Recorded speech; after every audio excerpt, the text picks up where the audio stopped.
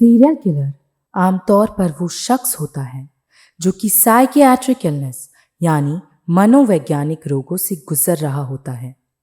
Serial killer ये नाम सुनते ही हमारे दिमाग में एक डर सा पैदा हो जाता है। सीरियल किलर हमारे आसपास भी हो सकता है, शायद आपका भाई, आपकी गर्लफ्रेंड या आप खुद। हाय फोक्स, मैं हूं Jainish Masih and you're welcome to our YouTube channel. और मैं आज आपको हमारे eyes in the dark series की पहली कहानी सुनाने जा रही हूँ। आज की कहानी ऐसे सीरियल किलर के बारे में है जिसने मासूमियत को हैवानियत में बदल दिया।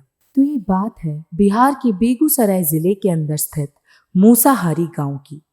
एक कहानी है महज 8 साल के अमरजीत सादा उर्फ मेघुलवा की। अमरजीत का जन्म 1998 में इस गांव के गरीब मजदूर परिवार में हुआ था। ये बात सन 2006 की है, जब एक दिन अमरजीत के चाचा की 6 साल की बेटी अचानक गायब हो गई।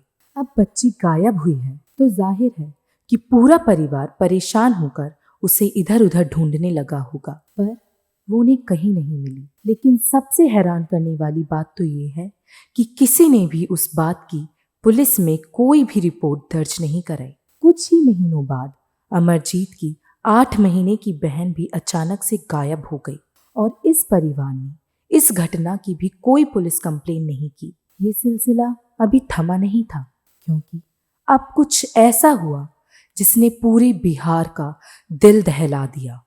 सन 2007 में मूसाहारी गांव की ही चुनचुन देवी ने अपनी 6 महीने की बच्ची खुशबू को उसी गांव के प्राइमरी स्कूल में सुलाया और वो खुद कुछ काम करने चली गई। चुनचुन देवी जैसे ही अपनी बच्ची के पास वापस लौटी, उसकी बच्ची तब तक गायब हो चुकी थी। पर इस बार इस बात की जानकारी पुलिस में दी गई। पुलिस में इस बात की रिपोर्ट दर्ज कराई गई।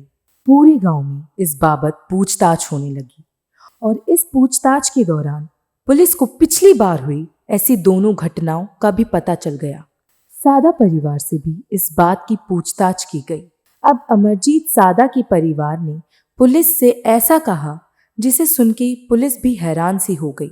अमरजीत की मां ने कहा कि आप अमरजीत से ही उसके बारे में पूछिए, और ये कहते ही वो रोने लगी। अमरजीत से पुलिस ने जब सवाल किए तो उसने पहले कुछ जवाब नहीं दिया, पर वो जोर जोर से हंसे जा रहा था। पुलिस को उसका ये बर्ताव बहुत अजीब लगा। फिर पुलिस ने दोबारा उससे पूछा, पर इस बार अमरजीत ने कहा, अगर आप बिस्किट दोगे तो मैं आपको सब बताऊंगा। पुलिस ने बड़े ही हैरान होकर उसे बिस्किट्स दे दिए। अब अमरजीत ने उन बिस्किट्स को खाया और बताने लगा कि कैसे उसने खुशबू को खपड़ैल से मारा था। अमरजीत पुलिस को लेकर उसी प्राइमरी स्कूल के थोड़े आगे एक खाली मैदान में गया।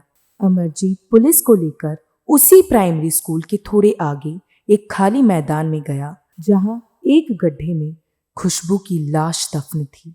पुलिस ये सब देखकर बहुत बहुत हैरान हो गई। बहुत हैरान हो गई। एक एक करके अब अमरजीत ने अपने सारे जुर्मों का पर्दाफाश किया। उसने हंसकर बताया कि कैसे उसने सबसे पहले उसका गला दबाया, फिर ईंट से उसका सिर कुचल डाला। उसने ये भी बताया कि पहला कत्ल उसने अपनी चचेरी बहन का किया और इसके लगभग 3 महीने बाद अपनी सगी बहन को भी जान से मार डाला। अमरजीत सादा को साइकियाट्रिस्ट की निगरानी में रखा गया, जहां से ये पता चला कि उसे कंडक्ट डिसऑर्डर नाम की एक बीमारी है, जिसमें उसे लोगों को दर्द से तड़पते हुए देखकर बहुत अच्छा लगता था। 18 साल की उम्र तक अमरजीत को चिल्ड्रंस होम में ही रखा गया और साल 2016 में उसे आज़ाद कर दिया गया। 18 साल की उम्र तक अमरजीत को चिल्ड्रंस होम में ही रखा गया और साल 2016 में उसे आज़ाद कर दिया गया। इसके बाद से किसी को नहीं पता कि अमरजीत कहाँ गया, पर साल 2016 में उसे आज़ाद कर दिया गया। 18 साल की उम्र तक अमरजीत को चिल्ड्रंस होम में ही रखा गया और साल 2016 में उसे आज़ाद कर दिया गया। इसके बाद से किसी को नहीं पता कि अमरजीत कहाँ गया। क्या पता वो भी आपके आसपास ही